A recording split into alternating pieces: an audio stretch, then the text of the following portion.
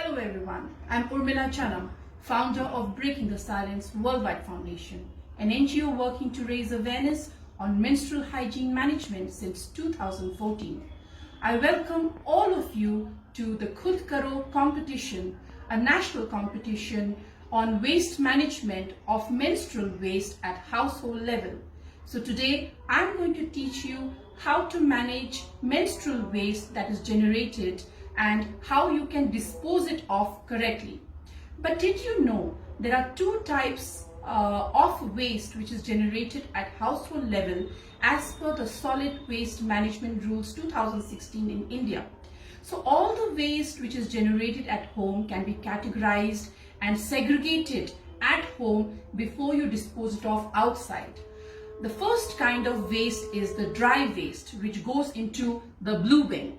So the plastic, the paper, the cardboard, the metal, the tin, even wood pieces, all these knickknacks can go to the dry waste separately.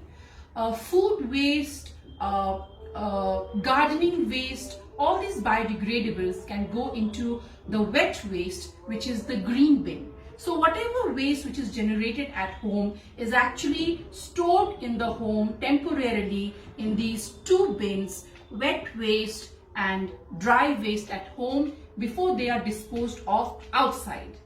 Now, according to the biomedical waste rules, there is a third kind of waste, and that is called the biomedical waste. And in this competition, we are going to integrate that rule into the 3-bin system. And in this biomedical waste bin, what are we actually going to throw? We are going to throw all our soiled, used sanitary pads into this bin. We are going to throw PPE. Now we are having COVID times, so the used mask, the used gloves, when we sneeze into a wet tissue, we are not going to mix it up with the dry waste and the wet waste, but it is going to go into this red bin for biomedical waste completely separately. So these are even bandages, gauze pieces, all this biomedical waste is going to go into this waste. And these three kinds of waste are always going to be separate and even thrown separately. Now, to participate in this competition, all you have to do is make a 2-minute video on the process of how you're going to throw this used sanitary pad and then submit it to Urmila BT Breaking the Silence Worldwide Foundation at gmail.com. That's my email address, or urmila.chanam@gmail.com before 1st of November. Now, I'm going to put this aside and I'm going to teach you how we actually do it. Now this bin is going to be placed either in the corner of your bedroom near the bathroom, or your dressing area if you have a separate one, or maybe in the balcony where there is no rain or water, insects or small children playing around. I like to keep it under my sink in the bathroom because my bathroom is very big and there is no water in that area. So this is where my biomedical dustbin is placed in the house. Now, to be able to segregate this waste, what you have to do is you have to make paper bags like this. So people who take newspapers daily, we actually throw these newspapers or give it to the raddi. However, you can spend some time and make a big paper bag like this. I make big paper bags like this, and it is a very good hobby at household level. You can involve children also, and you need one big paper bag for this. So this is one big paper bag I'm using, and I put it inside in the beginning of my menstrual cycle. So today my menstruation began, and I'm going to I'm going to select a bigger one. So this is my bigger bag. Can you please come closer? Can you please come closer and show this? So this is how my bag, from top, can you show? So this is how my bag is going to remain at the start of my periods, and I close it and keep it. Now, after I use one pad, inside the bathroom, this is an unused pad, but in reality it will be a soil pad. So this soil pad, you know, I roll this up into a small volume place, and I use paper, cut paper, and I keep all this cut paper in one of my private cabinets in the bathroom. These are all cut paper, and these are cut newspaper bags.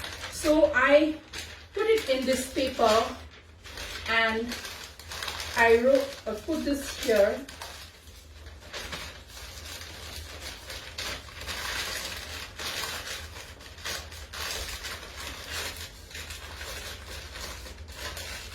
This is the first pad, and you can make it small like this, and I open this bin and I put it inside. Now you know that in a day, minimum times that you have to change your pads is 4 times. So I'm looking at 4 pads, and if you have more volume, then it could be up to 6 pads. So the next time you are using a pad, this is a used pad, you put the used pad, roll it like this,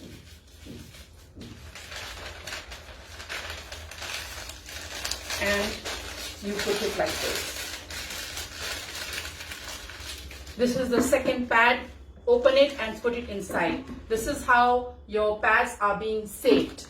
And then the third pad and the fourth pad needs the same kind of treatment. You're rolling it. You're not going to use plastic, and it goes inside. And the fourth one, the soiled one, goes inside and goes like this.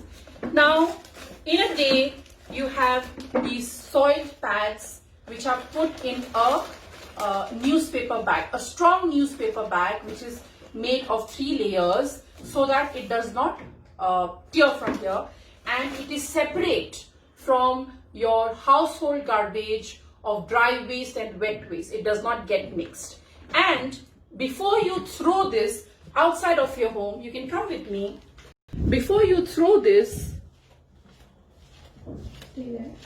I'm going to show you that before you throw, there is one step which you have to do. Is this is your paper bag,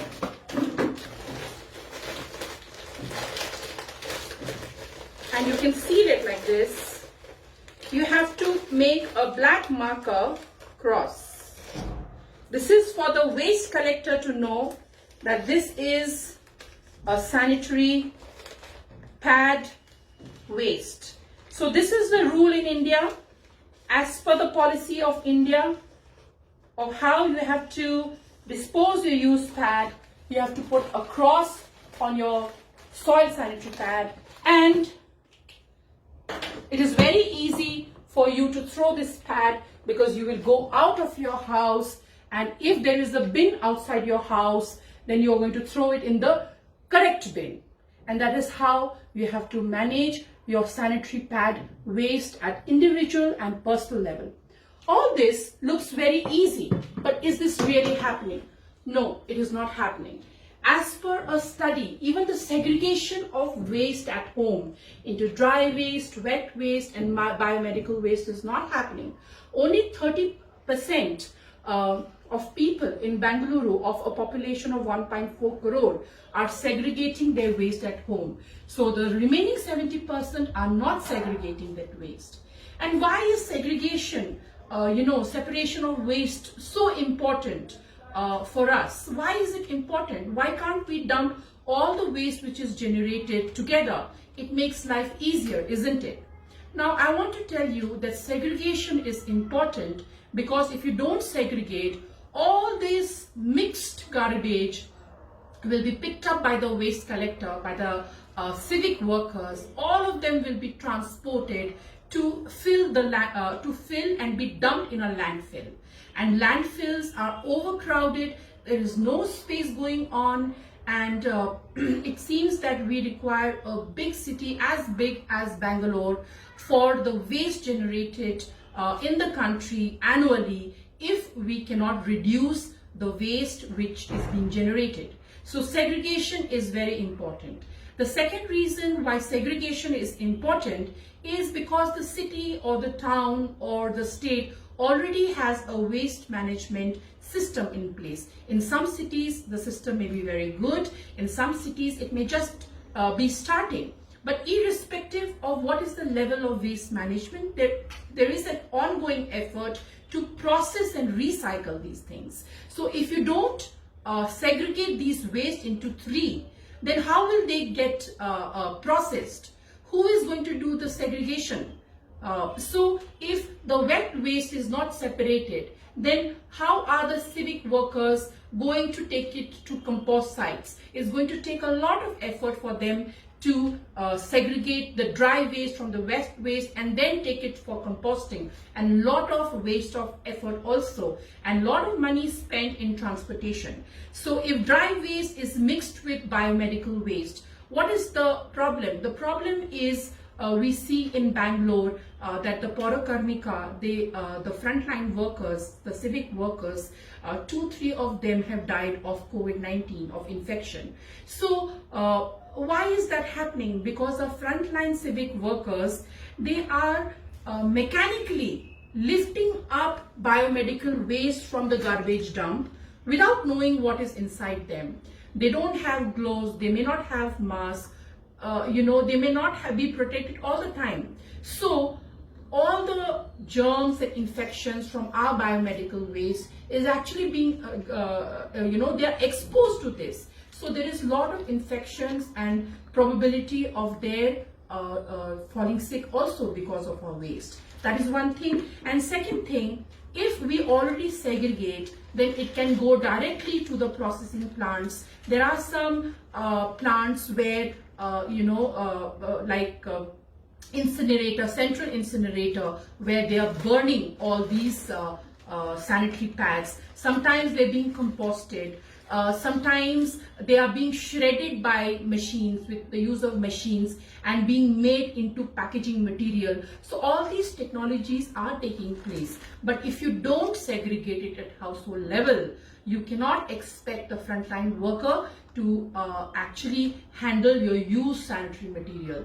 Now, how gross and how bad you feel to touch kachra, to touch rotten food in your own dustbin. You feel yuck. But we expect our frontline workers and waste managers, waste pickers to handle our waste. We don't even give a chance. So I welcome both men and women, boys and girls to participate in the Khud Karo National Competition on waste management of menstrual waste. And if we start the change with ourselves, then I am sure, in partnership with the government, we will form a cleaner, a safer environment.